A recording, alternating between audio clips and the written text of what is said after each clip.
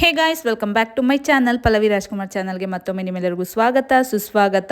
2 days train journey ಮಾಡಿ ನಾವಿವಾಗ ಊರಿಗೆ ಬಂದಿದ್ದೀವಿ. ನಮ್ಮೂರು ಚಟೇನಹಳ್ಳಿಗೆ ಬಂದಿದ್ದೀವಿ.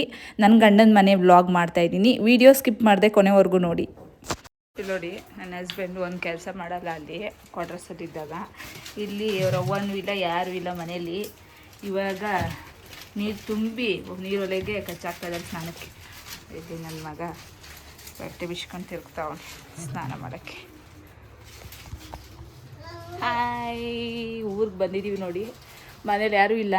ನಮ್ಮ ಅತ್ತೆ ಒಬ್ಬರೇ ಇರೋದು. ಅವರು ಕೂಡ ದೇವಸ್ಥಾನಕ್ಕೆ ಹೋಗಿದ್ದಾರಂತೆ.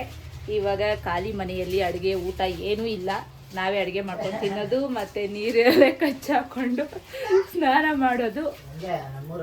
ಈಗ ಏನೇನು ಕೆಲಸ ಮಾಡಬೇಕು, ಮತ್ತೆ ಇಲ್ಲೂ ಕೆಲಸ ಅಲ್ಲೂ ಕೆಲಸ, ಎಲ್ಲ ತಲೂ ಕೆಲಸನೇ ಮಾಡೋದು. ಊಟನೂ ಇಲ್ಲ. ಇವಾಗ ಹೊಟ್ಟೆ ಹಸ್ಕೊಂಡು ಆ ಹೋಟೆಲಲ್ಲಿ ಅಲ್ಲಿ ಬಸ್ ನಿಲ್ಲಿಸಿದ್ರು ಅಂದ್ಬಿಟ್ಟು ಒಂದೇ ಒಂದು ದೋಸೆ ಕೊಡ್ಸಿದ್ರು. ಬೇಗ ಅರ್ಜೆಂಟಲ್ಲಿ ತಿನ್ಕೊಂಡು ಬಂದ್ವಿ. 50 ರೂಪಾಯಿ ಒಂದು ದೋಸೆ. 2 ದೋಸೆ ತೊಗೊಂಡ್ವಿ, ಅದು ಹೊಟ್ಟೆ ತುಂಬಲಿಲ್ಲ. ಈಗ ನೀರೂ ಇಲ್ಲ. ಅಡುಗೆ ಮಾಡೋಕ್ಕೆ ಎಣ್ಣೆ ತಂದಿಟ್ಟಿಲ್ವಂತೆ ಅವರ ಮಾತಾಜಿಯವರು. ಇವರ ಊರಲ್ಲಿ ಅಂಗಡಿ ಸಹ ಇಲ್ಲ. ನೋಡೋಣ ಏನೇನು ಮಾಡ್ತೀವಿ ಅಂತ. 10 ವರ್ಷ ಆದ್ಮೇಲೆ ಬಂದಿಲ್ಲ. ಈ ಥರ ಪರಿಸ್ಥಿತಿ ಇರುತ್ತೆ ಅಂತಲೇ ಬರ್ತಾ ಇರಲಿಲ್ಲ. ಅದೇ ಪರಿಸ್ಥಿತಿ ಬಂದಿದೆ. ಏನು ಸರ್ಪ್ರೈಸ್ ಕೊಟ್ಟಿಲ್ಲ. ನಾವು ಅತ್ತೆ ಮನೆಗೆ ಹೋಗಿದ್ದಲ್ಲ, ನಮ್ಮ ಮನೆಗೆ ಬಂದಿದ್ದೇವೆ. ಸರ್ಪ್ರೈಸ್ ಇಲ್ಲ. ಈ ಥರ ಪರಿಸ್ಥಿತಿ ಐತೆ ಅಂತಲೇ ಬಂದ ತಕ್ಷಣ ಕೆಲಸ ಮಾಡೋಕ್ಕಾಗಲ್ಲ. ಸ್ನಾನ ಮಾಡೋಕ್ಕೆ ಅದು ಇದು ನೀರು ಕಾಯಿಸಿರಲ್ಲ, ಅಡುಗೆ ಮಾಡೋಕ್ಕಿರಲ್ಲ. ಯಾರೋ ಏನೋ ಹೋಗ್ತಾ ಇದ್ದಿದ್ದು ಅಷ್ಟೆ ನೋಡಿ. ಮತ್ತೆ ಇಲ್ಲಿ ಬಂದು 2 ದಿನ ಜರ್ನಿ, ಅಲ್ಲೂ ಬಟ್ಟೆ ಪ್ಯಾಕಿಂಗು, ಮತ್ತೆ ಇಲ್ಲಿ ಕೆಲಸ. ಇದೇ ನಮ್ಮ ಜೀವನ ನೋಡಿ ಸ್ವಾಮಿ. ನಾವಿರೋದು ಹೀಗೆ ಬಿನ್ಗೆ ಇಟ್ಕೊಂಡು ನೀರು ಹಿಡಿಯಕ್ಕೆ ಹೋಗ್ತಾವ್ರು ನೋಡಿ. ಒಳ್ಳೆ ಜನ ಅಳುಕು ಬೆಳಕು ತಿಳಿಯದ ಜನ. ಇದೇ ಇವರ ಜೀವನ. ನೀರಿರೋದು ನಮ್ಮ ಫಿಸಿಕಲ್ ಫಿಟ್ನೆಸ್ ನ ರಹಸ್ಯ. ಇವರ ಜೀವನ ಅಂತೂ ಬದಲಾವಣೆ ಆಗುವುದಿಲ್ಲ. ಎಲ್ಲೋದರೂ ಇವರ ಹಳೆಯ ಬರಹ ಚೇಂಜ್ ಆಗುವುದಿಲ್ಲ ನೋಡಿ. ಯಾವ ಜಿಮ್ಮಿನ ಅವಶ್ಯಕತೆ ಇರೋದಿಲ್ಲ.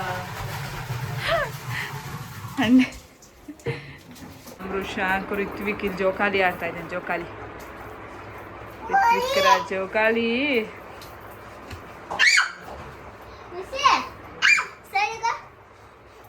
ಮನೆಯಲ್ಲಿ ಯಾರೂ ಇಲ್ಲ. ಇವಾಗ ಬಂದು ಸ್ನಾನಕ್ಕೆ ನೀರು ಕೂಡ ಯಾರು ಕಾಯಿಸಿಲ್ಲ. ಯಾರೂ ಇಲ್ಲ ಅಂದರೆ ಯಾರು ನೀರು ಕಾಯಿಸ್ತಾರೆ ಅಲ್ವಾ. ಇವಾಗ ನಾವೇ ನೀರು ಕಾಯಿಸ್ಕೊಂಡು ಸ್ನಾನ ಮಾಡಿಕೊಂಡು ಊಟ ಮಾಡೋಕ್ಕೂ ಹೊಟ್ಟೆ ಸಿಗ್ತಾ ಇದೆ. ಅಡುಗೆನೂ ನಾವೇ ಮಾಡಬೇಕು. ಇದೇ ನಮ್ಮ ಗಂಡನ ಮನೆಯ ಪರಿಸ್ಥಿತಿ. ಏನು ಮಾಡೋಕ್ಕಾಗಲ್ಲ. ನಮ್ಮ ಮನೆಯಲ್ಲಿ ಕಷ್ಟ ಇದೆ ಅಂದ್ಬಿಟ್ಟು ನಾವು ಬೇರೆ ಮನೆಗೆ ಹೋಗೋಕ್ಕಾಗಲ್ಲ ಅಲ್ವಾ. ನಮ್ಮ ಕಷ್ಟವನ್ನು ನಾವೇ ಎದುರಿಸಬೇಕು. ಇರಲಿ ಜೀವನದಲ್ಲಿ ಈ ಥರ ಎಲ್ಲ ಬರ್ತಾ ಇರಬೇಕು. ಆಗಲೇ ನಾವು ಗಟ್ಟಿ ಆಗೋಕ್ಕೆ ಸಾಧ್ಯ.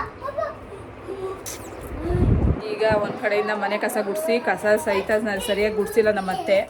ಒಂದು ಕಡೆಯಿಂದ ಕಸ ಎಲ್ಲ ಗುಡಿಸ್ಬಿಟ್ಟು ಒಂದು ಸಲ ಮಾಪ್ ಹಾಕಿದ್ರೆ ನನಗೆ ಒಂಥರ ಸೆಟಲ್ ಆಗದಂಗೆ ಅನಿಸುತ್ತೆ. ಇಲ್ಲ ಅಂದರೆ ನೋಡಿ, ಒಂದು ಸಲ ಕಸ ಗುಡಿಸಿ ಮಾಪ್ ಹಾಕ್ಬಿಟ್ಟು ಆಮೇಲೆ ಸ್ನಾನ ಮಾಡಿಕೊಂಡು ಬಟ್ಟೆ ವಾಶ್ ಮಾಡೋದು. ವೆಲ್ಕಮ್ ಟು ಮೈ ವಿಲೇಜ್, ನನ್ನ ಗಂಡನ ಮನೆ. ವೆಲ್ಕಮ್ ಟು ನನ್ನ ಗಂಡನ ಮನೆ.